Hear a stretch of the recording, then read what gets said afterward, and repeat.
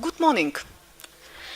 It's my pleasure to welcome to panel 8 about visual and musical representation of war. We have today 3 speakers. I propose, if you agree, our discourse will be after the presentation of papers. At the first, I give a word of the first speaker, Marko Lovrić. If you want to present it. Dobar dan, nadam se da me čujete. Znači, ja sam Marko Lovrić i doktorant sam na Filozofskom fakultetu Sveučilišta u Zagrebu na odsjeku za povijest. Prije svega htio bih se ispričati jer moje izlaganje je, kako da kažem, pogodno za jednu vizualnu prezentaciju, ali nažalost ta prezentacija bi dosta odužila moje izlaganje, pa morao sam od toga odustati. Ali dobro, da krenemo. Kao što znate, nakon Prvog svjetskog rata, američki predsjednik Thomas Woodrow Wilson gorljivo se zalagao oko uspostave trajnog svjetskog mira, koji je trebala čuvati Međunarodna organizacija Lige naroda. Međutim, Wilsonova nastojanja loše su primljena u samom SAD-u od strane domaćih političara, prije svega republikanskih, ali i samih građana. Iako su 1917. godine s velikim entuzijazmom marširali u ratni sukob na europskom kontinentu, američki mladići iz rata vraćaju se deziluzionirani starim svijetom i njegovom propadajućom civilizacijom. Svoje iskustvo o do tada neviđenim ratnim strahotama proširili su diljem SAD-a. Također, od 1920. do 1921. godine država se našla u stanju ekonomske recesije, uzrokovane velikim minusom u proračunu nastalim zbog financiranja ratnih operacija i pomoći saveznicima. Dakle, ovo su glavni čimbenici koji su srušili Wilsonov internacionalizam i zemlju gurnuli u izolacionizam. Pri čemu treba napomenuti kako se u razdoblju do Drugog svjetskog rata Sjedinjene Američke Države neće u potpunosti povući sa svjetske pozornice, već će svoju diplomatsku aktivnost ograničiti prvenstveno na one države koje su neposredno važne za američke interese. Sklonost izolacionizmu i protivljenje bilo kakvoj novoj mogućnosti ratnog sukoba, u koji bi SAD opet bile uvučene zbog sudjelovanja u međunarodnim zbivanjima, posebno su došli do izražaja tijekom predsjedničkih izbora 1920. godine, koje je sam Wilson karakterizirao kao referendum o Ligi naroda. Republikanski kandidat Warren G. Harding premoćno je pobijedio demokratskog kandidata Jamesa M. Coxa, koji je podržavao Wilsonov internacionalizam. Shodno ovim zbivanjima, popularni sentiment dovodi do stvaranja svojevrsne antiratne kulture, u čijem je središtu realističan i košmaran prikaz velikog rata, lišen nikakvih pozitivnih karakteristika. Ovakva estetika vidljiva je u romanima One Man's Initiation i Free Soldiers Dosa Pesosa, A Farewell to Arms Ernesta Hemingwaya, kazališnoj predstavi What Price Glory Maxwella Andersona i Lawrencea Stellingsa, te pjesmama Edwarda Eslina Cummingsa. Svakako, važan čimbenik formiranja ove antiratne kulture bili su i filmovi. Međutim, u odnosu na spomenuta dijela, filmovi posjeduju ponešto drukčiju težinu, o čemu ću više govoriti na samom kraju ovog izlaganja. Filmovi antiratne, pacifističke estetike nastaju kao odraz popularnog sentimenta, ali kao reakcija na patriotski i antinjemački intonirane propagandne filmove nastale tijekom samog rata. Već 1921. godine Rex Ingram snima film The Four Horsemen of the Apocalypse, koji o strahotama velikog rata progovara kroz aspekt obiteljske tragedije. Svojevrsni trend filmova o Prvom svjetskom ratu pokrenuo je 1925. godine naslov The Big Parade redatelja Kinga Vidora, koji priču o sudbini jednog američkog vojnika prezentira kroz realistične i neuljepšane scene rata. Što više, u nastanku tih scena sudjelovali su i sami ratni veterani. Za razliku od Ingramovog filma, u kojem su neprijatelji prikazani izrazito jednodimenzionalno, u Vidorovom Njemci postaju ravnopravnom žrtvom velikog sukoba. U jednoj sceni protagonist završio u rovu s umrećim Njemcem, praktički dječakom. Ne mogavši ubiti dječaka, sažali se nad njime te mu zapali cigaretu. Antiratna poruka spomenutih filmova ublažena je tek tendencijom da se realistični prikazi rata izmiješaju s pustolovnim i romantičnim elementima. Ovo je posebno evidentno u filmovima koji se bave avionskim ratovanjem. U dijelu Wings redatelja Williama Wellmana iz 1927. godine romantične scene ljubavnog trokuta izmjenjuju se s uzbudljivim kadrovima zračnih bitaka. Ipak, u filmu The Dawn Patrol Howarda Hawksa iz 1930. godine, umjesto romantičnog prikaza zračnog ratovanja, imamo priču o zapovjednicima avionskog bataljuna, koji se psihološki ne mogu nositi s činjenicom da svoje mlade i neobučene pilote šalju poput stoke na klanje u ranjenje moćnih neprijatelja. Godine 1930. Louis Milestone snima adaptaciju romana All Quiet on the Western Front, odnosno Na zapadu ništa novo, Ericha Maria Remarka. Riječ je o novom koraku u evoluciji antiratnih filmova. Film prati grupu mladih vojnih novaka te njihovu rastuću deziluzioniranost dok se suočavaju s užasima rata. Preokret leži u činjenici što protagonisti nisu američki vojnici, već njemački. Publika se našla u situaciji da se poistovjećuje s neprijateljskom stranom Velikog rata. Nakon izbijanja velike ekonomske krize ili Velike depresije 1929. godine, tematika Prvog svjetskog rata postaće aktualna u američkom društvenom i kulturnom životu kroz novi aspekt, onaj položaja ratnih veterana. Brojni su se Amerikanci teško nosili s posljedicama propale ekonomije, među njima i mnogi ratni veterani. No, pitanje veterana posebno se aktualiziralo kroz pitanje takozvanih veteranskih bonusa. Naime, godine 1924. Američki kongres odobrio isplatu $1000 dodatka svima koji su služili u Prvom svjetskom ratu. Isplata dodatka trebala je početi 1945. godine. Međutim, do 1932. godine mnogi veterani zahtijevali su da isplata počne odmah zbog katastrofalne financijske situacije. Predsjednik Herbert Hoover za to nije imao proračunska sredstva, te ih je odbio. Ogorčeni veterani su organizirali veliki marš na Washington, njih više od 20.000. Utaborili su se na rubovima grada te odbijali otići sve dok im se ne ispune zahtjevi. Osramoćen ovim zbivanjima, predsjednik Hoover naredio je policiji i vojsci da otjeraju veterani i unište kampove. U tim je događajima 2 veterana izgubilo život, dok ih je 100 ranjeno. U filmovima koji se bave Velikom depresijom, nekoliko se puta javlja motiv veterana Velikog rata, koji biva degradiran na status beskućnika i prosjaka, uz direktne vizualne reference na sami rat, čiji se mračan prikaz nesmetano stapa sa beznađem prikaza Velike depresije. Također, veterani se u bezizlaznoj situaciji okreću kriminalu. Ovo je vidljivo u filmovima kao što su Heroes for Sale, Williama Wellmana i I am a Fugitive from a Chain Gang, Marvina Leroya. Egzemplaran je slučaj muzikla Gold Diggers of 1933, Marvina Leroya, koji završava glazbenim brojem koji je znakovito naslovljen Remember My Forgotten Man. Ova glazbena sekvenca o priču o propasti veterana tijekom Velike depresije uvodi jednu novu perspektivu, a to je ona vojničkih žena i djevojaka. Žene pjevaju muškarcima kojim je rat ukrao i ukoliko su preživjeli, po povratku učinili zaboravljenima. Oštra je to kritika jednog sustava koji nije u mogućnosti pobrinuti se za one koji su riskirali svoje živote braneći ga. U spomenute se filmove stavio i trend pacifističkih filmova o Velikom ratu. Tako Frank Barzage 1932. godine snima adaptaciju Hemingwayevog romana A Farewell to Arms. No, trebalo bi se osvrnuti na jedan antiratni film koji se na indirektan način bavi Prvim svjetskim ratom. Riječ je o komediji Duck Soup redatelja Lea McCareyja i braće Marx iz 1933. godine. Kroz priču o divnim fiktivnim europskim državama, braća Marx uz pomoć vizualnih i verbalnih gegova ismijavaju brojne aspekte europske vanjske politike, poput sklonosti oružanim sukobima, intrigama i špijunaži. Napetost između dviju država stvara se isključivo za međusobne netrpeljivosti dvaju vladara, a kada napokon dođe do objave rata, cijeli dvor okrene se pjesmi i plesu. Naravno, Duck Soup se može iščitavati i kao komentar na najavu novih sukoba u Europi tijekom međuratnog razdoblja. U drugoj polovici 1930. godina i na prijelazu 1940. godine dolazi do određenih promjena u odnosu prema fenomenu rata. Iako je dalje premoćan, sentiment izolacionizma postepeno će slabiti, na što će utjecaj imati izbijanje Drugog svjetskog rata. SAD-ova aktivno pomaganje saveznicima, te pogoršani međudržavni odnosi s Japanom. Kao i 1920. predsjednički izbori 1940. godine dobar su indikator popularnog sentimenta, uz jednu važnu razliku.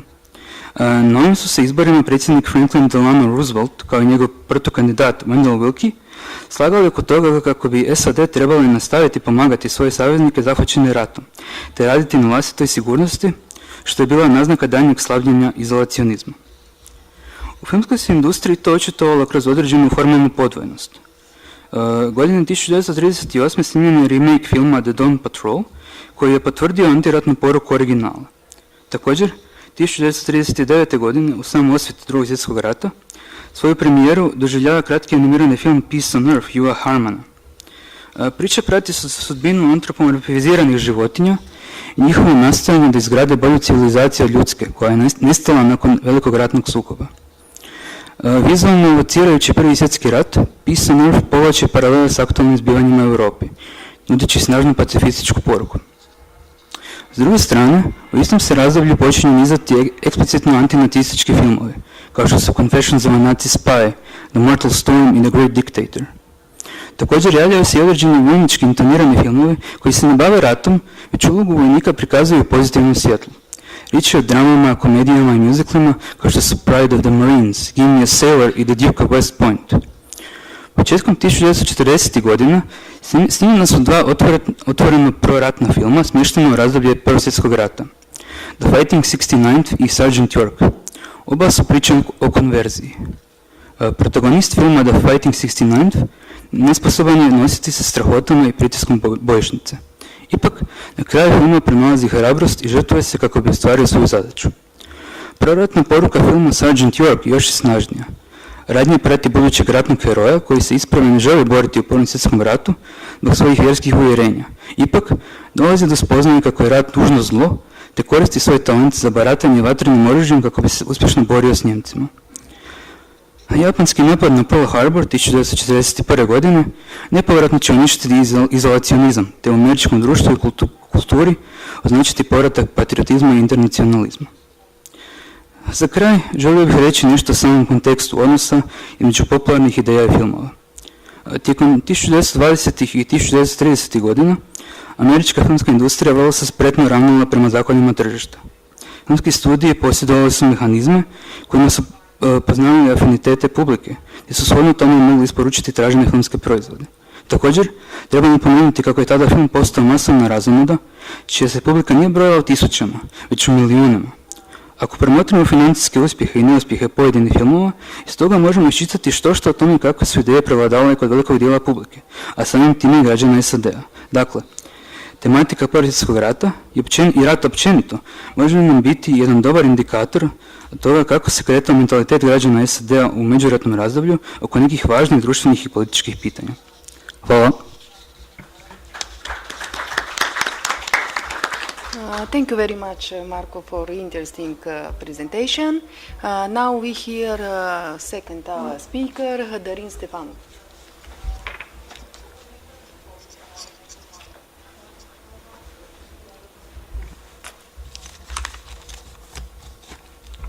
Hello, excuse me. Hello, everyone.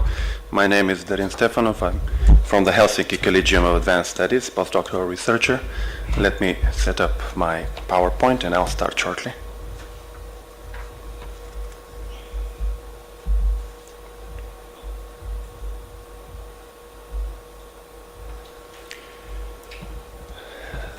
This paper relies on a few axioms and key definitions en route to its argument and claims to broader implications.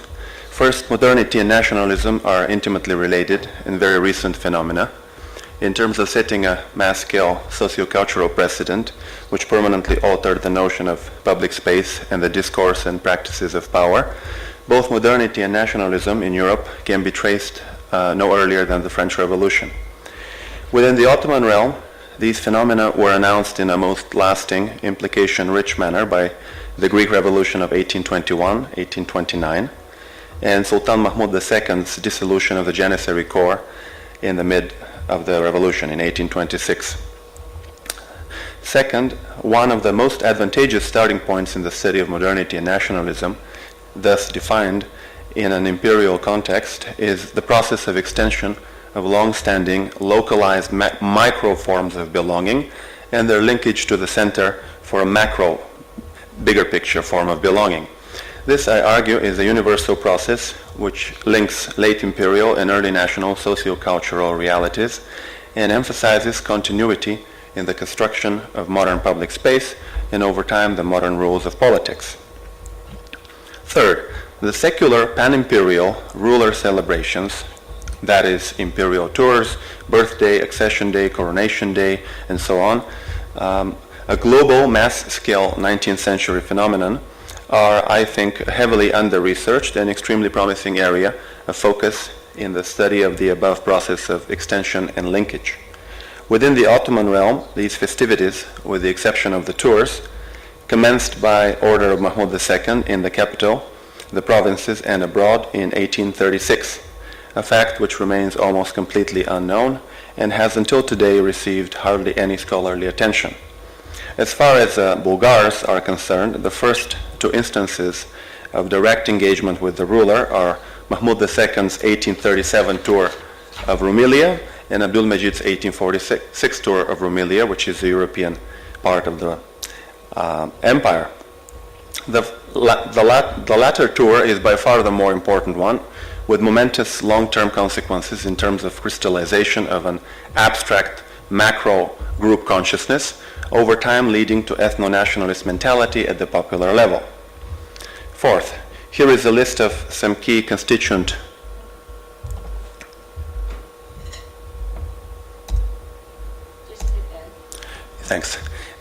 some key constituent elements and open-ended processes of this new worldview, which began as a popular cult of the Tsar Sultan, set in motion by the above-mentioned ceremonies and their attendant cultural production, before evolving into this nation-centered mindset still alive today. Fifth, the Bulgarian songs of praise and prayer for the ruler, today a completely forgotten historical phenomenon, originating in 1846 and lasting until the end of the imperial period, i.e. 1878, are a great way to observe in minute detail, both qualitatively and quantitatively, the processes of formation of communal consciousness outlined above. The first geographic markers contained in these songs, which supersede the local setting of a particular sultanic ceremony, are Thrace, Thracia, and Bulgaria. They appeared in a popular 1847 poem about Abdulmejid's 1846 visit to Tarnovo. Both of these terms were lacking in emotional attachment, however. They were loose geographical markers denoting the lands south and north of the Balkan Range, respectively.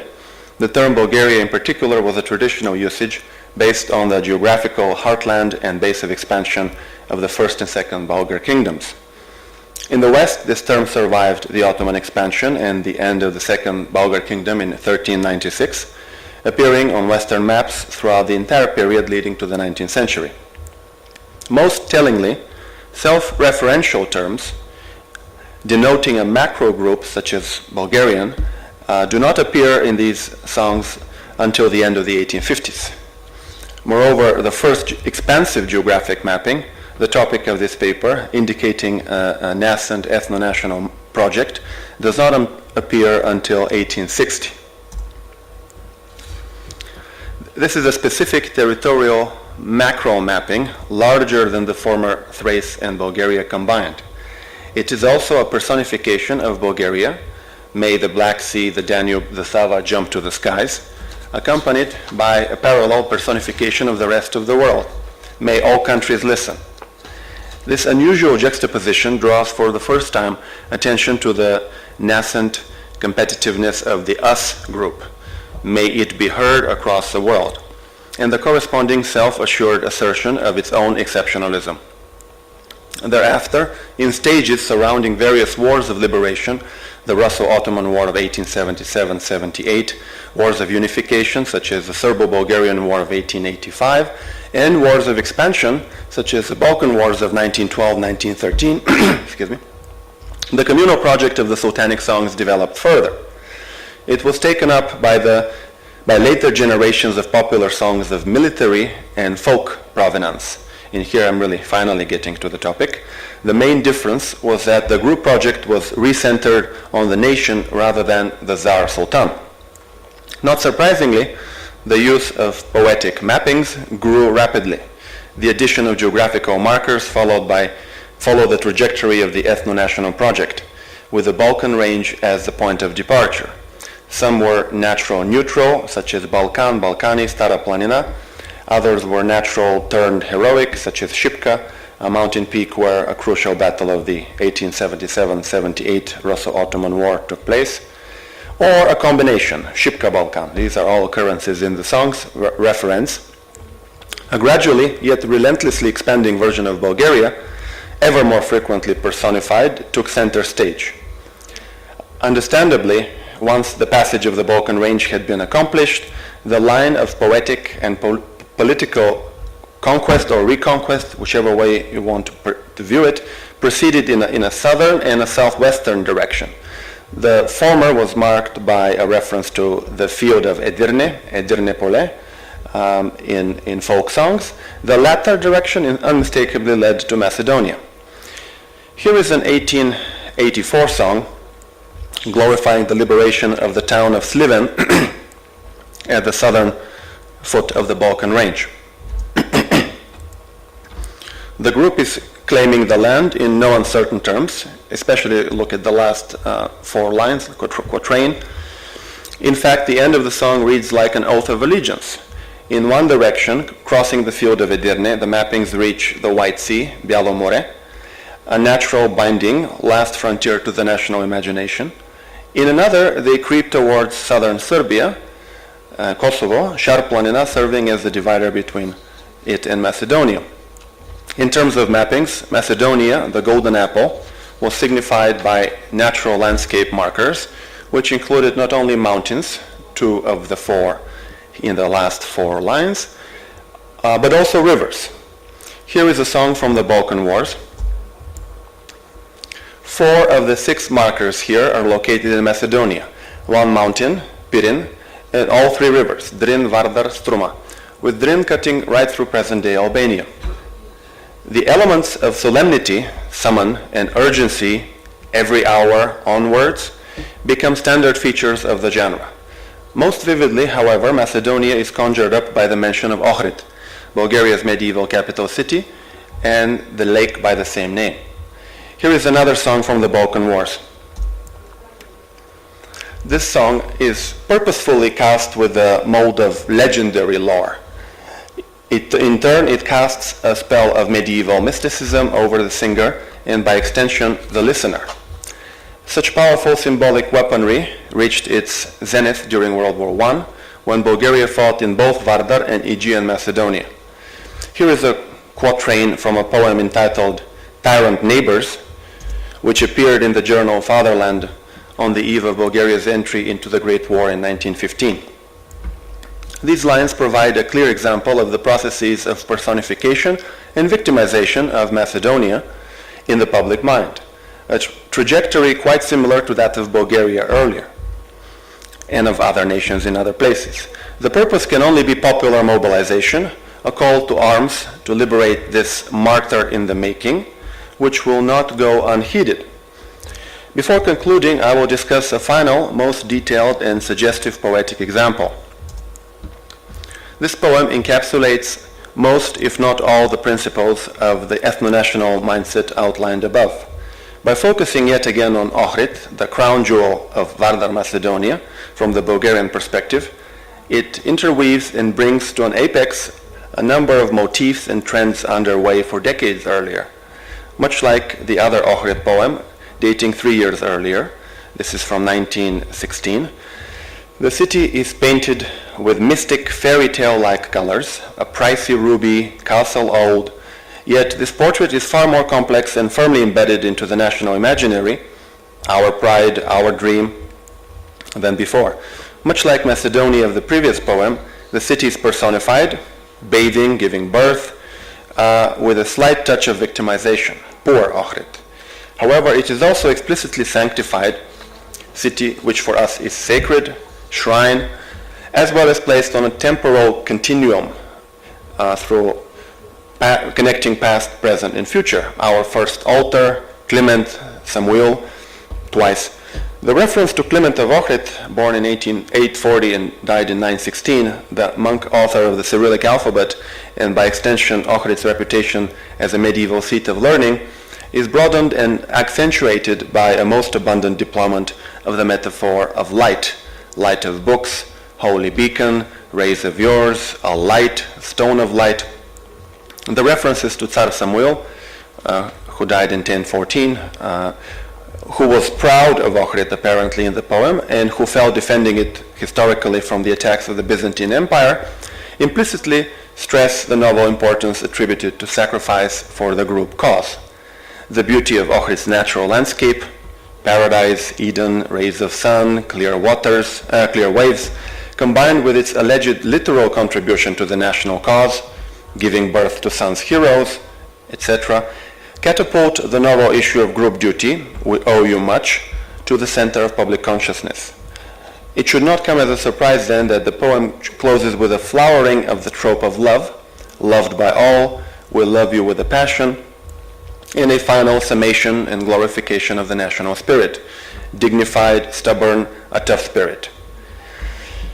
In conclusion, this paper provided a brief overview of an alternative genealogy of the ethno-national mentality, which may be quite paradoxical for some people, which stems from sources at first seeming paradoxical, but I think quite conclusively useful, such as the Sultanic songs of praise and prayer, on the basis of close textual analysis centered on malleable mental mappings of Macedonia and Ohrid.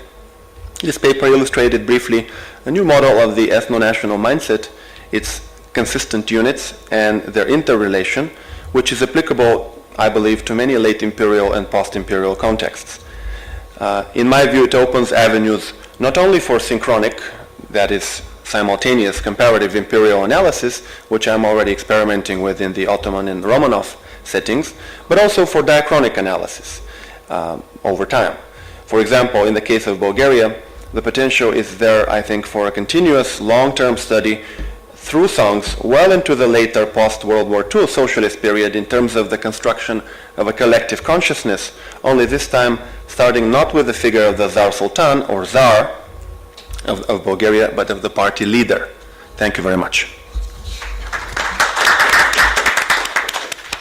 Thanks for your presentation, Darin. And now we have last speaker of our panel, Melissa Bokovoj, please.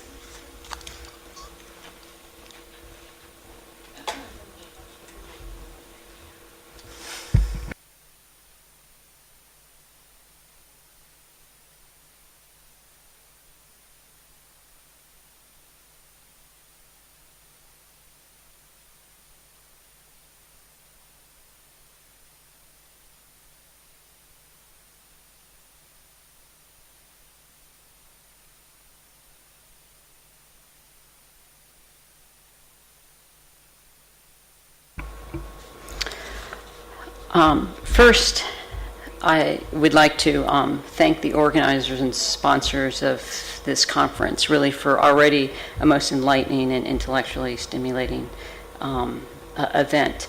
I think its success at bringing together scholars from all over Europe and the United States has allowed me to think much more deeply about the experiences of communities, societies, and states that aren't always at the forefront of discussion in historiography about the First World War, particularly in the United States. So you've really succeeded, I think, in what you set out to do. So, Marijana, thank you for being one of those sponsors.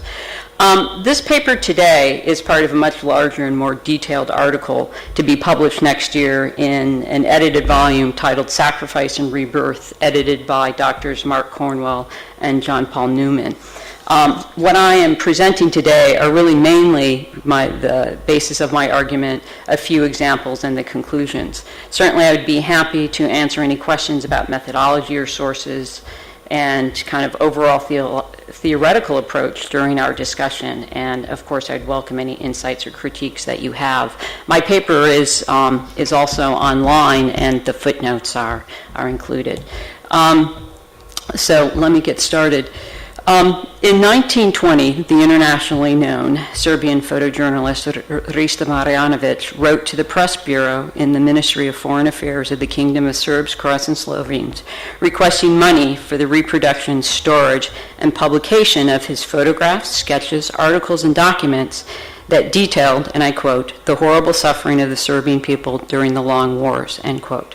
In this letter, Marjanović worried that both those abroad, as well as those within the new kingdom, were beginning to forget or choosing not to remember the Serbian people's experiences during the Balkan Wars and the First World War, and that there was, quote, the need to remember, end quote, the heroic efforts and works of the Serbian people.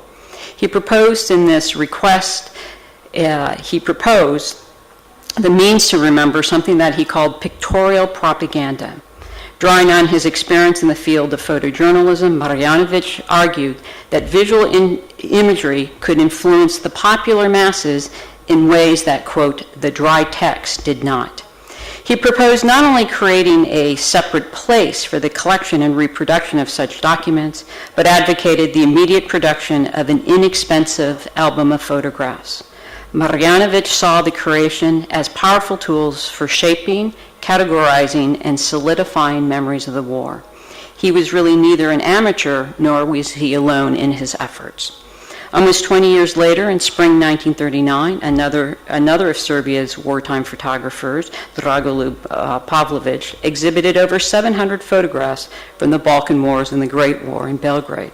Jovan Običan, in a review for Vreme, wrote admiringly of war correspondents and photojournalists, and I quote, let's see if I can. Sorry, my iPad froze up. Okay, there we go. Okay. We see them in, this is the quote from Vreme, we see them in the action films, with cameras in hand in the trenches, bravely moving forward with the assault. We see how, for the love of, technology will defeat me every time, right? Okay. Well, all right. We see, for the love of the sensational picture, they ignore common sense. In the moment when the soldier looks not to lose his head or seeks shelter, the war correspondent seizes the moment in the battle. Crouching, he braves thousands of dangers for the picture. End quote. In the review of the exhibition and the exhibition itself, there were no explicit references to the horrors of war, its cruel indignities, the suffering of those who died, or death as painful and grotesque. Instead, this exhibition and a numerous and diverse array of pictorial representations produced from 1912, the beginning of the Balkan Wars, the late 1930s, portrayed the Balkan Wars and the First World War as conflicts in which the ideals of manliness, the honor of self-sacrifice, and romantic redemptive death had been embraced by Serbs and presented Serbs as honorably and courageously fighting and dying for the liberation and unification of the South Slavs. Over the last 20 years, the Serbian public had grown accustomed to seeing photographs displaying their best selves, a brave, selfless, heroic, and self-sacrificing nation of citizen soldiers to do battle with the enemy in order to defend other South Slavic peoples. Now, during the interwar period, Photographic, during the war period and interwar period, that we have photographic albums, collages, essays, and exhibitions, commemorative postcards and posters, calendars and almanacs, and photographic films circulated among the peoples of Europe as well as among the citizens of the kingdom. However, in the case of the kingdom, the center of publication and distribution of such commemorative materials was in Serbia, where the publishing houses produced the bulk of what Risa Marjanović had called pictorial propaganda. Relative to other types of commemorative sites or performances, such as monuments, plaques, holidays, and anniversary celebrations, photographs captioned and depicting the Serbian war experience were the most accessible of all commemorative items. These were some of the first commemorative artifacts, produced and available to the Serbian public, and helped to create the narrative of Serbia at war. That this particular article examines how what I call official Serbia, that is the Serbian High Command, the Royal Court, military organizations loyal to the Karađorđević dynasty, Serbian politicians and intellectuals utilize photographs to shape how Serbian soldiers, their leaders, their defeats and their victories were to be remembered among the citizens of the kingdom. These images told a distinctly Serbian story, which became the hegemonic interwar narrative of the South Slavs' wartime experience. From the very beginning of the kingdom's founding, official war commemoration and remembrance focused almost entirely upon Serbian sacrifice and heroism and excluded the other peoples of the kingdoms, their wartime suffering and their deaths and their sacrifices. In the New Kingdom, the official narrative emanating from military, royal, and political circles depicted the ideal citizen as male, who possessed a masculinity based on valor, honor, sacrifice, and selflessness. The ideal man in photographs was represented as a soldier who willingly marched to war, preferably with comrades, fought valiantly, protected the virtue of the innocent and the weak, and sacrificed himself for his fellow soldiers, family, village, and nation. And so the first image.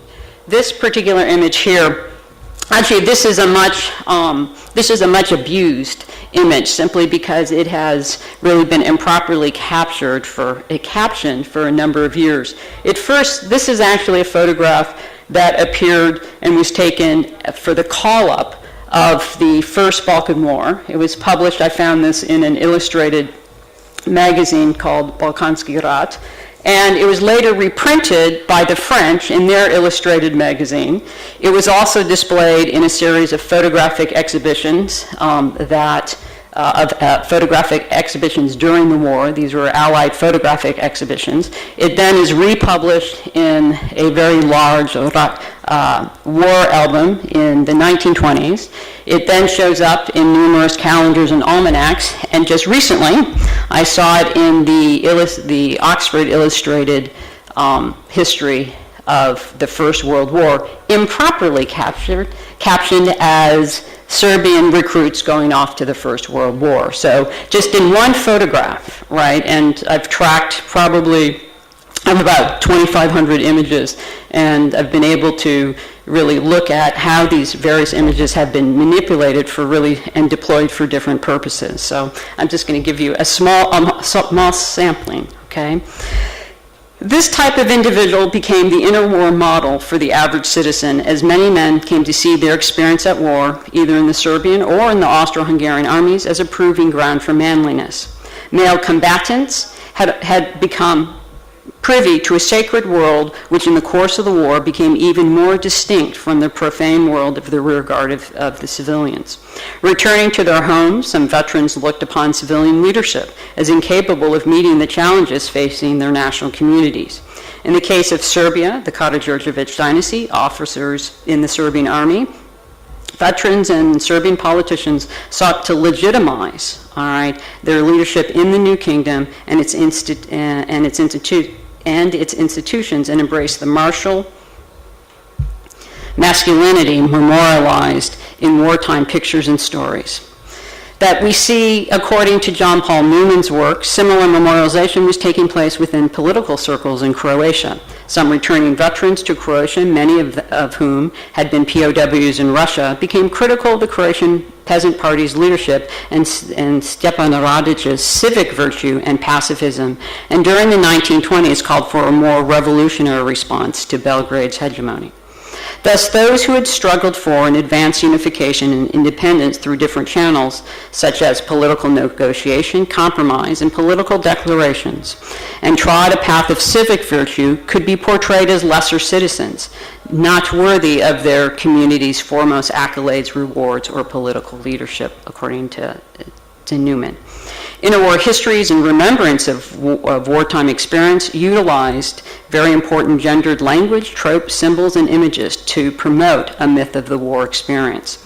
And those who survived and sacrificed were the ones fit to transform their national communities in both Serbia and Croatia.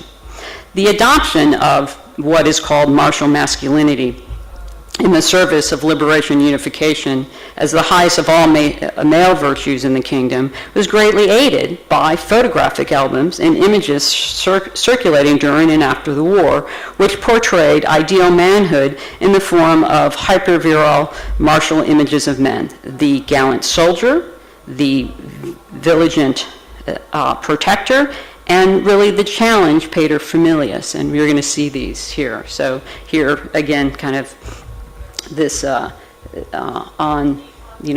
This is actually taken from Balkanski Rat. And here, it's probably very familiar to any of you who have been in Serbia in the last 20 years. This was an image that was recently deployed for the cover of one of the history textbooks for the higher grades in gymnasia.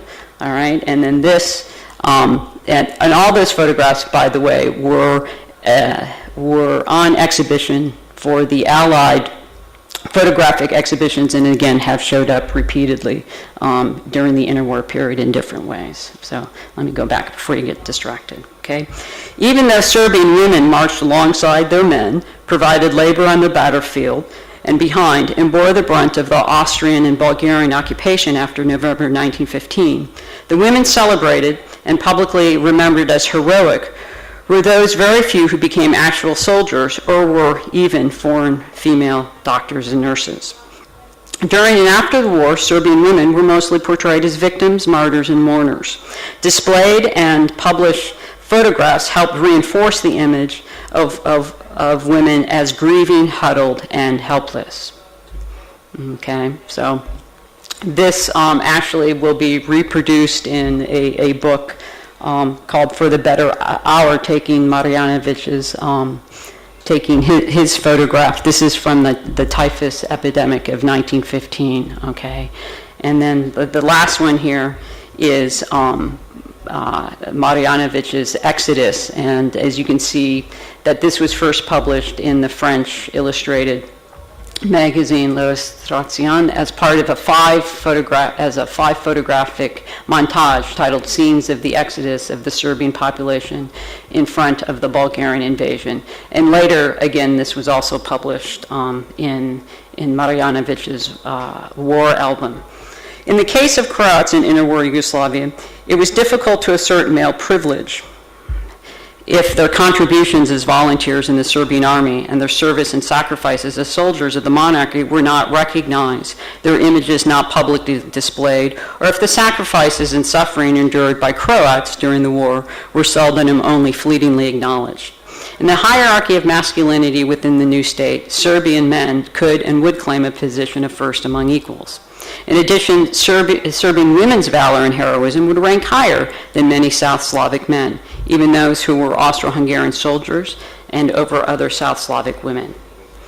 That when we look at, this is the conclusion, all right, when we look at the successor states of Central and Southeastern Europe after 1918, identifying, defining, and then celebrating patriots was neither obvious nor without substantial contestation and debate. Territorial conquests and annexations, declarations of independence, and international treaties created new states and citizenries whose wartime experiences were by no means the same. Pre-war citizenship and imperial state loyalties, pre-war and wartime politics, ideological proclivities, and class, ethnic, and gender identities made the telling of a unified, homogeneous wartime narrative impossible without the ability of the new states and their elites through different commemorative forms and acts to transform real experience into mediated ones. It is within this mediated form that the actions and experiences of individuals are defined, celebrated, and solidified, and defined as patriotic and heroic or sacrificial. Yet how did the successor states transform this? Recent scholarship on this issue has documented how national and political elites of the interwar period utilized the resources and instruments of state building to privilege and promote really one or two dominant heroic narratives stemming from the Great War and obscured or vanquished the vast experience of others. Holidays, monuments, commemorative memorabilia, and memoir literature of the Great War focused the new citizenry of the successor states on those moments that involved a battle or action sequence, which could be construed as sacrificing for and defending the nation. Often the very first medium to focus the public's attention on a specific event and the actions of their soldier was the news story, sometimes accompanied by photographs. News stories and photographs operated as narratives that transformed the real that transform real experience into one that would then define the meaning of the war afterwards. However, Serbian photographers and European photographers like Marjanović knew that dry text might not be able to solidify memories of the war. Instead, he was convinced that a more effective approach would be photographs grouped and displayed publicly in order to narrate Serbia's wartime experience and sacrifice. Thank you.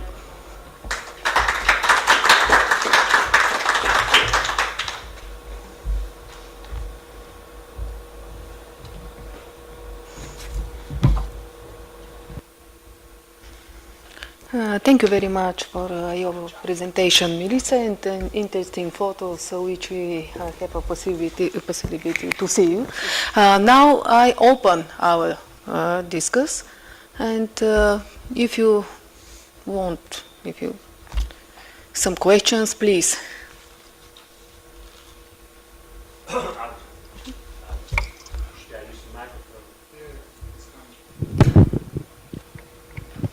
So, I am Risto-Pekka Pennanen from University of Tampere, Finland. A question for Darin. Now, we all know that such propaganda poems like Ohrid you showed are more effective when they are set to music. Were such Bulgarian propaganda poems, were they set to music? By whom? Who performed them? When? Were there any commercial recordings? I would like to know that. Thank you. Thank you very much. Unfortunately, I'm not very well equipped to answer this question because I don't have a training in the musicological part of it, and I only approach it from a very, you could say, limited perspective through the texts of the songs. But I do know a few things about the context. These songs are, and these are all songs. I mean, I say poems, but they're all songs actually. So they have multiple authors. They come from elite members, leading intellectuals, writers, and poets of the day, journalists. But then, even when they come from such sources, then they can get quickly picked up and turned into soldier songs. And then the next stage would be the bands of the particular units. And the band leaders, and those names are known as well. There are several major volumes that have been done on this. So elite authors of the texts themselves, but then they get triggered down and channeled, and they become anthems of this particular division or this particular regiment, and then they're perpetuated through reprinting of copies of songbooks well into the later 20th century. And then there is a third category of songs. So one is elite source, one is at the band level, those band leaders also compose their own songs. In addition, they pick poems and turn them into songs themselves. So there's multiple authorship, multiple channels of perpetuation. And then the third thing is there's a category of songs which is called folk, or it's problematic to call it pure folk. It's some sort of folk songs, because then many of these are also spontaneously born from entirely anonymous authors of not high education, and then they become kind of like of the type that folk songs normally are, with very different imagery, crude sometimes, not very well articulated, but still sharing many of the same motifs. So the surprising thing is that the motifs stay the same, even though the authors are different, from different walks of life, from different educational backgrounds. So this is a mass phenomenon, and that's all I can say. Unfortunately, I do not know about the recording industry. I think many of these were reprinted in the 30s, and they were turned into the propaganda of military regimes, which Bulgaria also had, like everybody else at the time, it seems. So that's the best that I can answer at this point. Thanks.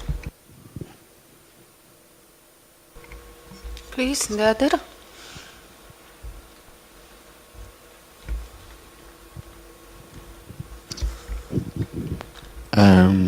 Philippe Jales from Paris. I have one question once more to Darin. Actually, it's a remark. It was quite fascinating to read this song about on the Sultan, written in the 1860, as I saw, and as far as I understood, it was written at the occasion of a Sultan's tour in the Balkans. That's it? No? Can you repeat the last part of the question? It was written at the occasion of a tour of the Sultan in his countries, yeah? It's after a tour, it's a celebration, a local celebration. Okay. And I was just wondering if you heard about such songs in other parts of the Balkan provinces of the Ottoman Empire at that time, because as far as Bosnia concerned, because I'm a researcher on late Ottoman Bosnia and Austro-Hungarian Bosnia, I know only for two such songs written in the 70s and written by Muslims, and in these songs you can't read or hear any physical features, any physical description of Bosnia. It's just a general allegiance to Sultan and to the empire. And this feature was strengthened after 1878, because after the arrival of Austro-Hungarian in Bosnia, namely in 1906 there was the anniversary of 30 years of Abdul Hamid reign, and there was great emotion among Muslim Bosnians at this occasion, and they wrote songs in Bosnian without these physical features. Instead, the previous songs in the 70s were written in Ottoman by local Muslims who do not know Ottoman, except a few elite people. But in 1906 it was written in Bosnian. So it was just a remark. And just a question if you heard about such songs in other provinces. Thank you so much. This is a fascinating question. I think I have done most of my work has been on the other parts of the empire, and I haven't focused so much on Bosnia or not at all. But I think it is a common phenomenon at that time. The main subject groups which are targeted by this new idea of what I call mental centralization, are the non-Muslims, because their loyalty is under question after the Greek Revolution. It becomes clear that now that this precedent has been set, where one group of people rises and then the West, England in particular, comes in and says, well, we want to help them, and then you chisel out a piece of the empire, you lose it. So then the entire campaign of Mahmud II after the destruction of the Janissaries was centered on the notion that these loyalties should be centered on him, new what I call ruler visibility, and these tours are part of it. There are many ways to trace this new westernization, if you want, secularization to some degree, not necessarily in every respect, if you want, and that is targeting the non-Muslims. So Jews, Armenians, Bulgarians, I have done some work on, and these are doing this. Everybody's singing these songs in their languages and in Ottoman as well. So it's a fascinating phenomenon, and there you begin to see the beginnings of rivalries and of competition vis-a-vis each other, who's going to please the Sultan and who's going to get a better standing, and therefore also economic benefits probably as well from it. So in Bosnia, I'm not sure what happened. I would imagine that the Muslim population was not targeted because its loyalty was not questioned at this point. And as for the land emerges very slowly as a way of attachment, and so does the name of oneself, the Bulgars in this case. Before that they sing about Christians, they sing about Reaya. The word Reaya is everywhere, meaning, flock of non-Muslims. But later that starts to change, and by the time Abdul Hamid comes to power, already the empire is majority Muslim, so now he has to do something else, withdraw his portraits, put out the banners, Padishaham Chok Yasha, long live the Sultan, because now he wants to be the Caliph, and the Caliph doesn't show himself physically. And so it's a very different thing for a while.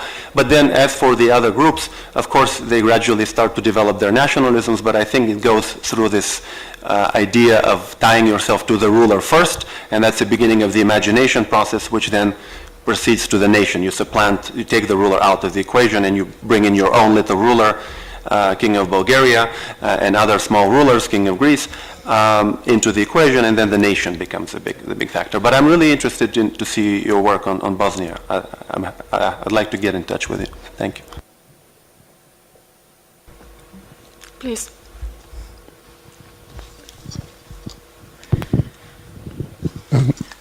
I'm Nicola Moll, independent researcher. I have a question for Melissa Bokovoj. I think your paper very well illustrated the importance of photographs for the emergence of public memories. And at the same time, when there are no photographs, often there's also no public memory in the 20th century.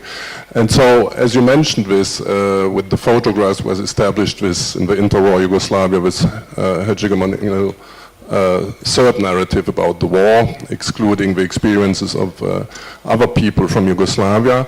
I was wondering if you could elaborate a little bit more on this fate of non-existing photos or the absence of photos. Did, for example, Croatian emigres in Austria during the interwar period try to build up a photographic memory of their war experience? Or also, as you mentioned, the successor states today, since the 90s, have there been any attempts to find photos from the First World War and to establish a certain narrative which was not possible to establish within the Kingdom of Yugoslavia between the wars? Okay. Oh, you're going to build on that point? Then I'll just wait.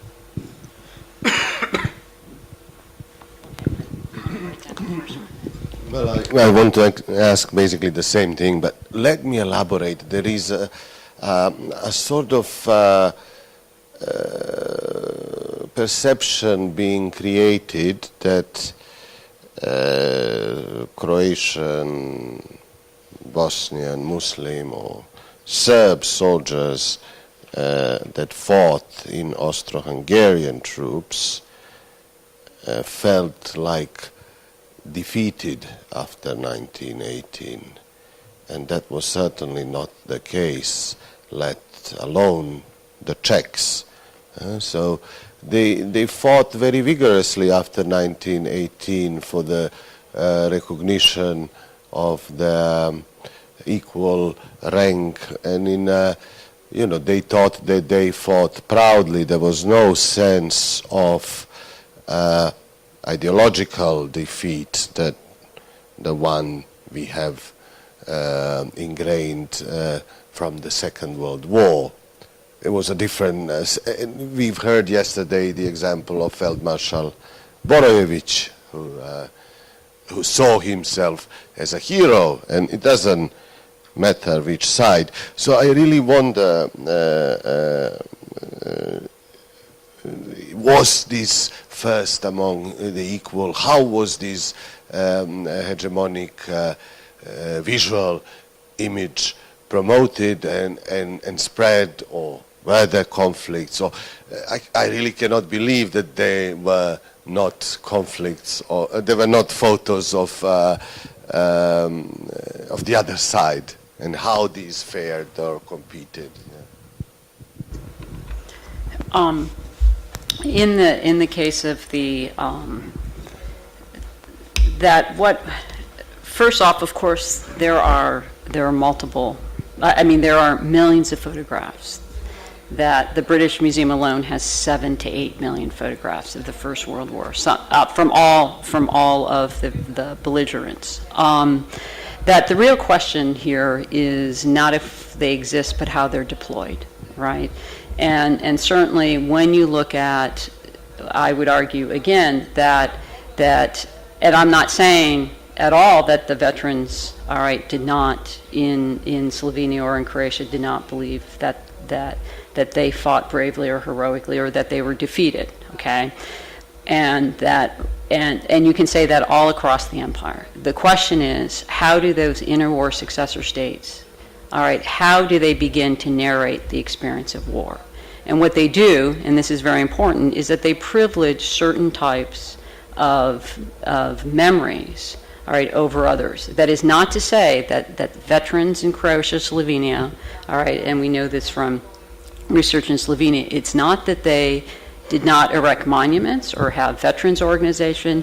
It is what gets absorbed into, as I say, into an official state narrative, and that it is dominated absolutely by the Serbian war experience. I mean, when you look at almanacs, you look at calendars that are published, all right, through the kingdom, is that they are primarily promote, all right, the Serbian war experience. When you begin to, I've done quite a bit of work on monuments throughout the Kingdom of Yugoslavia. If you were to geographically plot all of the monuments in the kingdom during the interwar period, is the vast majority, of course, are situated within Serbia proper.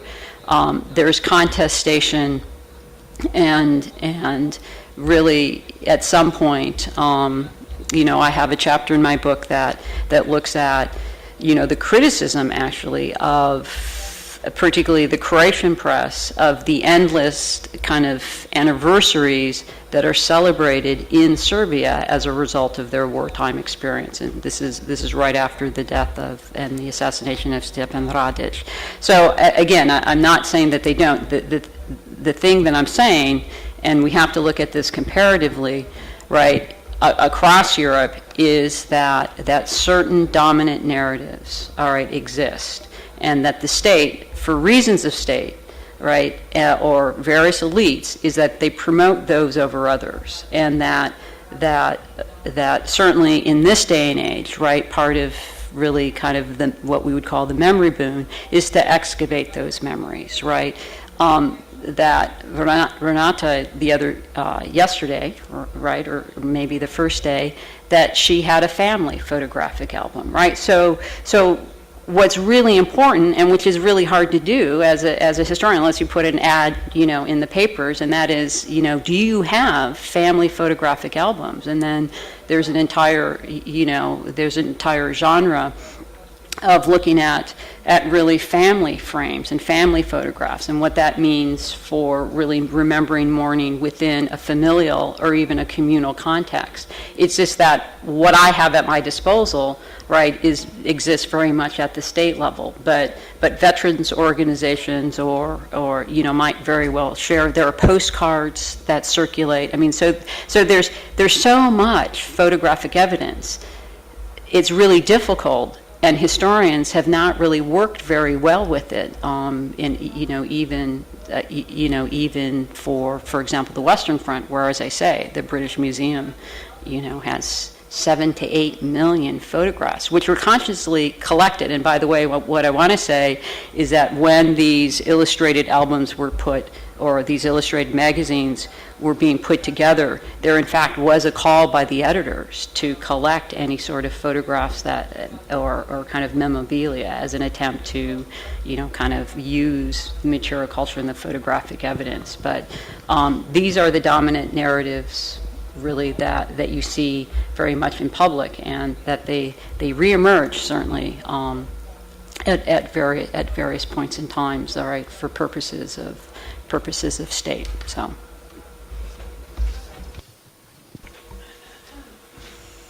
Okay, please. I have two questions. First comment for Professor Melissa Bokovoj. I'm not historian, and I can tell you exactly, but I mean that the first problem is the destiny of official documentation after the First World War. My colleague Lovrić perhaps could say us better, but there were two stories. The one that the official documentation from the Croatian archive was removed to Belgrade, and the other that it was removed to Vienna. So there were a lot of boxes of all kinds of official documents that really disappeared. And then actually recent archival materials from First World War were mostly collected during the Second World War, during the NDH period. So there are a lot of military and veterans albums, but mostly that visual materials and press. So we are, and also there are some autobiographies researched by Philip Hammershack. So we are still lacking a large corpus for archival research. But my question will be, could you refer to Ivan Čolović research on ideal Balkan warrior, so to say? I mean, that idea that we heard also during the conference about asceticism of ideal warrior man, so that it should have like a virgin or a feminine soul. So that connection between epic tradition of representing ideal masculinity in the Balkan and experiences, real war experiences from the First World War.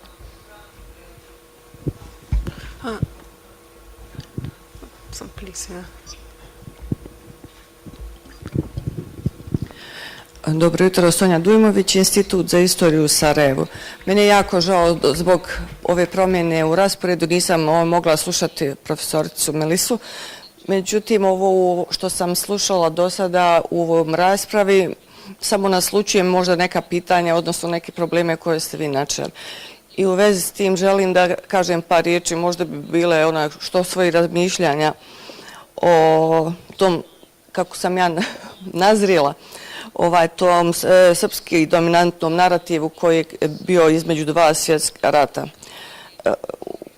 Kao neku uvodnu napomenu htjela bih da kažem o tome da kad je srpska vojska ušla, barem što se tiče Bosne i Hercegovine, priliku njihovog dočeka postoji prvenstveno kod pravoslavnog stanovništva, znači Srpska pravoslavna crkva svoje velikodostojnici, njeni, oni naglašavaju tu, kako bih rekla, taj stid što braća sa ove strane Drine, odnosno što nisu bili u stanju da učestvuju na pravoj strani, odnosno na strani pobjednika, na strani svoje braće koji su donijeli slobodu sa bijelim orlom i sada se poziva u stvari stanovništvo Bosne i Hercegovine da odmijeni svoju braću koja im je donijela slobodu.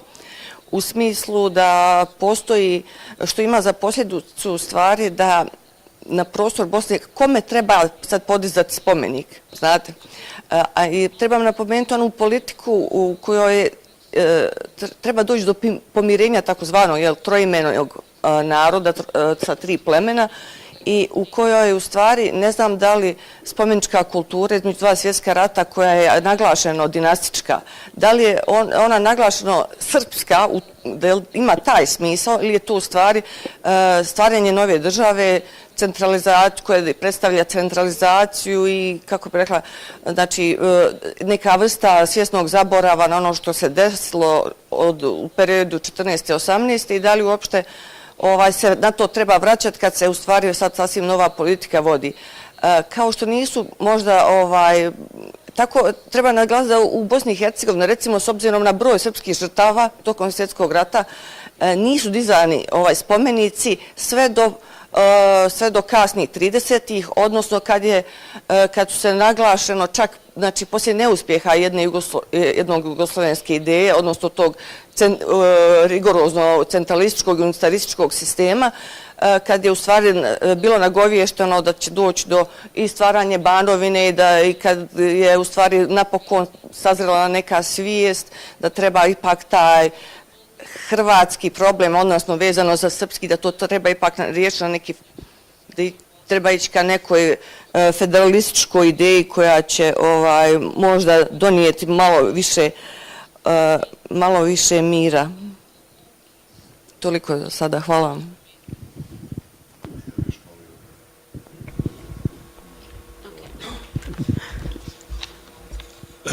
Također za gospođu Bokovoj. Samo nekoliko observacija.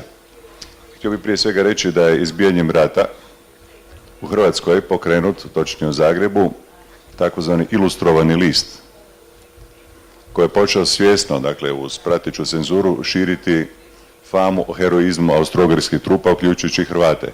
Dakle, slika ovdje je bila također element instrumentalizacije u toj jednoj sredini koja je, kada je riječ o mlađim naraštajima, u Hrvatskoj se razvija poglavito sredinom, dakle negdje oko 1894-95. naraštaj koji pripada takozvanoj naprednoj omladini, koji je bio izrazito prosrpski i projugoslavenski orijentiran. Sad tu se pojavlja jedan zanimljiv fenomen koji se pokušava potisnuti propagandom, cenzurom i tako dalje, koji upućuje na nešto što se će razviti između dva svjetska rata, to je fenomen podvojene lojalnosti. Dakle, s jedne strane razvija se fama o heroizmu austro-ugarskih trupa kojima pripadaju Hrvati, Slovenci i tako dalje, koji istodobno razvijaju južnoslavenske, prije za vrijeme trajanja balkanskih ratova, prosrpski sentiment.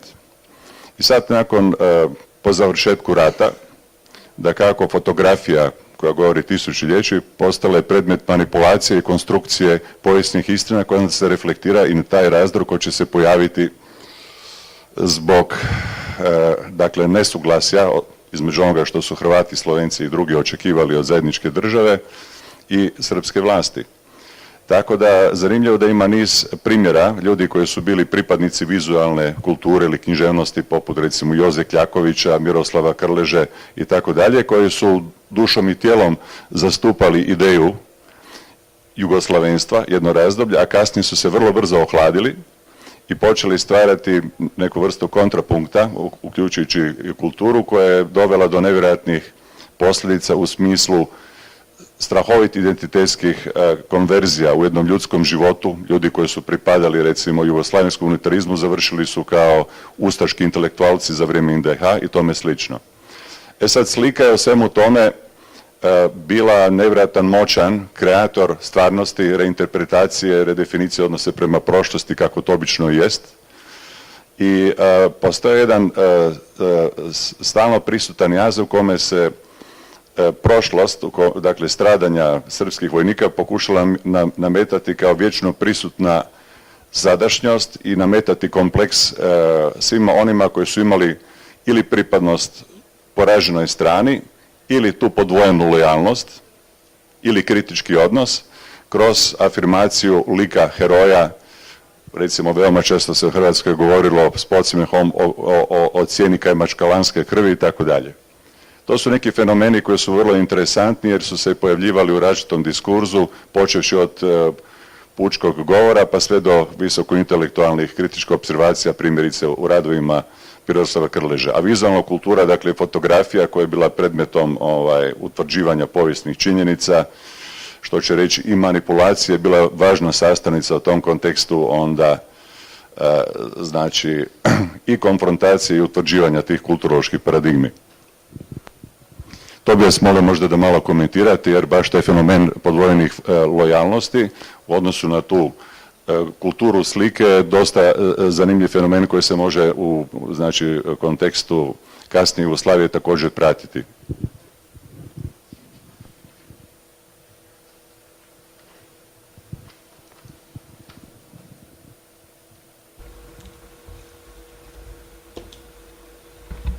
Okay, quite a list here. First, to to Renata's point, and to comment again on the idea of the Balkan warrior, that certainly, in terms of various types of gender tropes, right? What I found and what's very interesting is that within these images, there's a taming of the Balkan warrior. Okay, not indiscriminate violence, right? Not barbaric and not primitive, and that's a really important transformation because, of course, and you see this in kind of the narratives that were being constructed during the war. I mean that the violence at which the Karađorđević dynasty came to power was certainly vilified and well reported all throughout Europe as well as in the United States, okay? That by transforming this, and part of my larger article is talking about the framing of violence, right? And that is that what you have is a frame that only looks at, very much attempts to do the heroic, okay, the valor, and, as I say, tamed violence. What I have another part of my book which looks at the photographs of atrocities that proliferate, all right, and their deployment and use, strategically during the war and then after the war, all right. So I mean, there's just so in that sense that in thinking about this trope, part of it is, as I say, is that attempt to tame this notion of warrior and really convert them. I think this is really important when you're building a new state that is in its conception a liberal democracy, which is to be founded upon the notion of a citizenry and the responsibilities and duties. What I wasn't able to show is a really very fascinating, interesting image that appeared, was taken by Samson Chernoff, and which showed up on the title page of the French illustrated magazine Illustration, where you have this incredibly stereotypical Balkan face, right, with a grizzled peasant from the village, right, lines in his face, beard, gap tooth, all right, and that on the cover of that, this appears right after the retreat and then the evacuation to Salonika, and underneath it says the Serbian veteran, right? And that was the only actually cover for that particular magazine. It also was displayed in kind of 200 photographs. It was one of the photographs that was blown up, all right, on a wall for the Allied photographic exhibitions, and they were in England, in France, and in Italy, and then in 1918 to the United States. That when Popovich's war album, which is published in 1926, which is the largest commemorative war album of the interwar kingdom, that this particular Serbian veteran, right, is relegated to page 325. He's on a page with 12 other photographs, and the caption is "A scene from the village." Right, so he's been demoted in terms of his contribution, replaced again by these other much more, again, kind of masculine, vigilant, and of course the images of Alexander and Peter. All right, again as these kind of martial and fatherly figures. All right. So yes, I mean, I'm very aware of those tropes, but as I say, in this case, it's very much to tame that and to bring it very much in line with an important interwar narrative that's important actually for the kingdom in its diplomatic relationships. So did I answer your question? Pretty okay. All right. Now, in the case of Sonia's question, is that, and I think you're referring more to kind of commemorative traditions. Is that right, in Bosnia-Herzegovina for those who died during the war, the soldiers? Am I right? Is that okay? That one of the things is that when you look at all of the major monuments that are erected, that are to kind of celebrate quote Yugoslav death, they're all erected in the late 30s. Okay, so they are erected, and funds are raised through a very specific kind of a very narrow strata of society. All right, that what I'm most interested in are those local commemorative traditions that that really have not been very well cataloged. You know, I know, again, with Petra's work, she's done that in Slovenia, but in terms of really looking for, you know, the Cheshme, the Ploče, you know, all of those also, it's not the heroic monuments, right? I mean, these are incredibly poor, you know, communities that have a very difficult time raising funds, and so they're much more modest. And they don't attract really the attention of the center, and so that this is, I think, in terms of looking for, you know, these commemorative practices, that this is just you know, a project that is really being, you know, that I think people need to do, particularly during this anniversary period.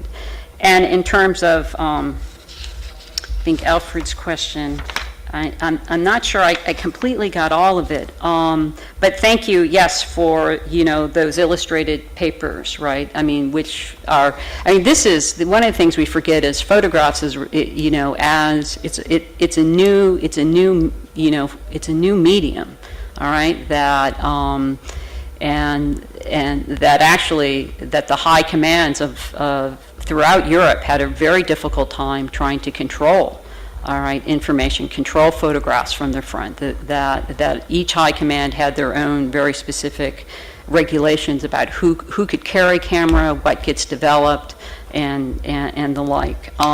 So of course it is for propaganda purposes.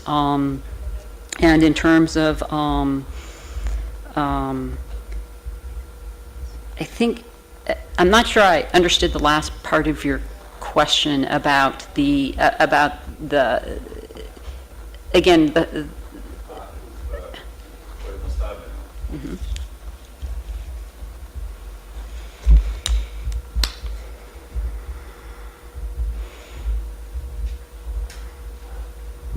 Dakle, htio sam naglasiti kako se u međuratnom razdoblju razvija s jedne strane kult heroja, osloboditelja koji predstavlja Srbiju kao Piemont Balkana. S druge strane postoji mnoštvo hrvatskih intelektualaca koji su prije izbijanja Prvog svjetskog rata bili projugoslavenski i prosrpski orijentirani. To su činjenice. Dobar dio tih intelektualaca ulaskom u Jugoslaviju razočarao se i dolazi do diskrepancije, konfrontacije. U svemu tome vizualna kultura ima strahovit utjecaj. Uzmimo nešto što je analogija sa fotografijom. To je recimo Meštrovićev ciklus junačkog Balkanca. To je vrlo važan element, dakle, vizualne kulture, koji se sustavno razvijaju, kome pripada, spomenuo sam fresko slikara poznatog Jozu Kljakovića, koji je iz Solina, koji je primjerice pobjegao u Srbiju, ratovao na strani Balkanaca, odnosno, Balkanskim ratovima, ne? A kasnije je za vrijeme Drugog svjetskog rata bio interniran od strane Ustaša, a nakon Drugog svjetskog rata zbog neslaganja, znači, sa Titovim režimom, za koga je također smatrao da ima veliko srpsko obilježje, završio kao emigrant. Na kraju mu je Tito dozvolio da se vrati u Jugoslaviju. Ono što je ključno je taj jedan identitetski kod koji doživljava strahovite metamorfoze, a u kome na razini masovne kulture, primjerice kiparstvo, kad je riječ o inteligenciji, pa onda fotografija. Nemojmo zaboraviti da fotografija još prije izbijanja Prvog svjetskog rata bilo vrlo moćno sredstvo. Ja ću samo naznačiti nekoliko elemenata za ljude koji to možda ne znaju. Primjerice, jedan filantrop francuski, zvao se Albert Kahn, šalje svoje fotografije diljem Europe, uključujući Balkan. I recimo National Geographic Society objavljuje reportažu In Quaint of Curious Croatia, čini mi se 1906. godine. Znači, taj vizualni aspekt je itekako prisutan u smislu identifikacije. Kad je riječ o tom sustavu gradnji herojstva koje je gradila Srbija, on je bio prilično jednostran, iako se temeljio na nekakvoj svijesti, kao što je rekla kolegica, o zastupljenosti triju naroda koje pripadaju, koji imaju isti nekakav identitetski kod. On se vrlo brzo razbio zbog interesa i drugih stvari, sad da ne ulazimo u politiku, ali i činjenica da se razvija jedna vizualna kultura u kojoj taj stereotip ili mitologen heroja je jednostrano oblikovan kao srpski, a oni koji su primjerice sa hrvatske strane sudjelovali u naporima da se stvori jugoslavenska nacija, znači čak kroz neki metodički model, su se tome razočarali. U tom smislu sam spomenuo taj problem podvojenih lojalnosti, koji se reflektira i na to da, recimo, idiom, ako govorimo o narednoj pjesmi, vi imate slučaj u Drugom svjetskom ratu da ista melodija se koristi na različitim stranama kao četnička, komunistička ili partizanska i ustaška. Dakle, ista melodija. To su vrlo interesantni fenomeni koji govore o tom aspektu sublimacije podvojne lojalnosti koja je u osnovi okosnica antičke tragedije. To je kada jednom mora kao svjesni vođa žrtvovati svoju kćerku Ifigeniju i on je suočen sa izborom. Znate, i sad samo sam htio naglasiti, znači, da se taj stereotip, mitologen o junaku na Avali ili bilo koji drugi suprotstavlja jednom realitetu tih unutrašnjih sukoba unutar južnoslavenskih naroda, element slike i općenito vizualne kulture od kiparstva do fotografije i novinskih napisa kojima se strahovito manipulira. Ja znam za primjer iz Drugog svjetskog rata gdje su fotografije bile retuširane, izbacivani su porni likovi ili stavljani u drugačiji kontekst i uzimani kao legitimni izvori za, recimo, optužnice za ratne zločine, kasnije se pokazalo da je riječ o običnim falsifikatima. Znamo kako se može manipulirati vizualnom kulturom danas više virtualna stvarnost dovodi u pitanje onu pravu stvarnost.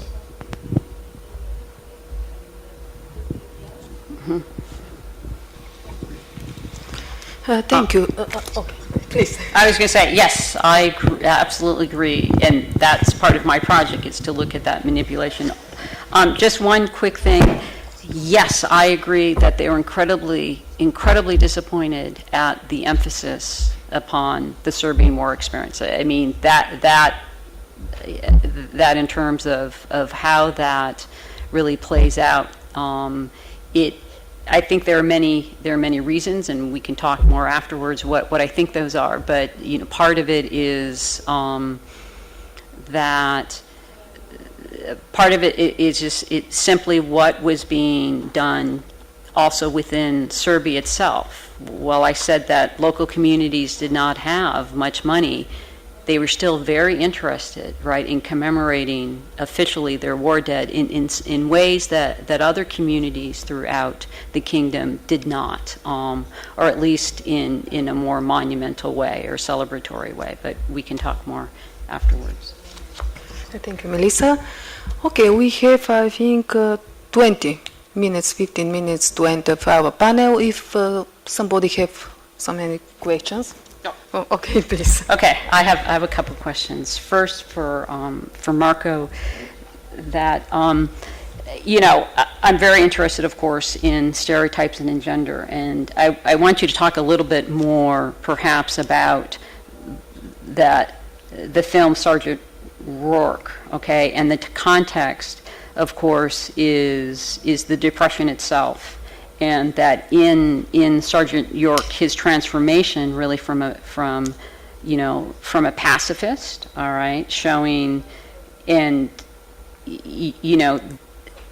in this movie of trying not to depict him, right, as effeminate or as a coward, right, and his transformation, of course, as this heroic male figure, and it's not incidental that it was Gary Cooper who played the role. So also the iconography, all right, of the star. So if you could talk a little bit about that.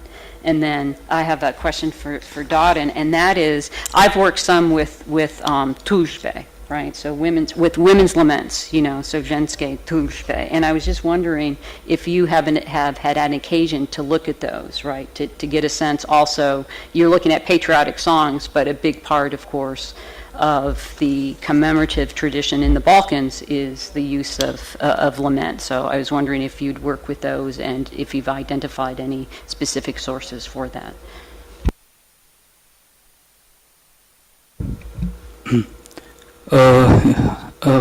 Odgovorit ću na engleskom. If I understood you correctly, we're talking about the war violence and their position during the Depression, and the figure of the hero that was prevalent after the war.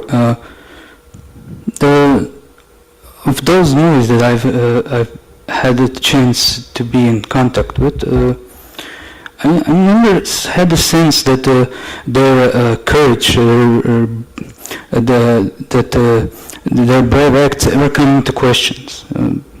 It was just they're still brave men who served in the war and fought bravely, but it's just this picture of them that they've been degraded. They become beggars, and they can't. They really don't have no control of their lives. The only thing they have left is that badge of bravery they received from the state. That's like the only thing they've received from the state. No money and no help. It's just this. It's just this. How to put it? It's a disillusioned picture of a war hero.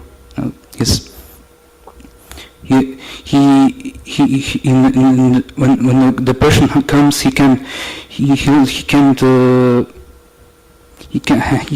doesn't have a place in it. Most Americans don't have a place in it. But when you risk your life for a country, for people, it's even more sadder than the destiny of other common Americans, that these people can't do anything with their lives. So for me, that's the great tragedy of these films and these heroes. They, like I said, that the only thing they have left from their courage, from their bravery, is just that badge of courage. Thank you for another very interesting question, which again I'm not perfectly suited to answer. I have come across such songs, but haven't yet had a chance to work on them. Songs that were collected by a colleague of mine from Sofia, of so-called folk provenance, songs of sorrow about mothers mourning the loss of their sons, sending them off to war, then them dying there, or of sisters, or of lovers. So I have come across some of them. I haven't yet had a chance to analyze them, but that's a very different, obviously, perspective on war and very the humanizing part, or the dehumanizing in some respects, but also humanizing in others, and sort of the sharpest criticism of war comes from it, and it shows a very different side, the other side of the coin. So I am very much interested in this, but haven't had a chance to work on it yet. Thanks. Thank you. Somebody else? Any questions? Okay. It was very interesting. Panelists, our very interesting presentation and discussion. And finally, I want to thank Melissa, Darin, and Marko for interesting presentation, and also thanks to all participants in our discussion. And now we have a coffee break. Thank you very much again.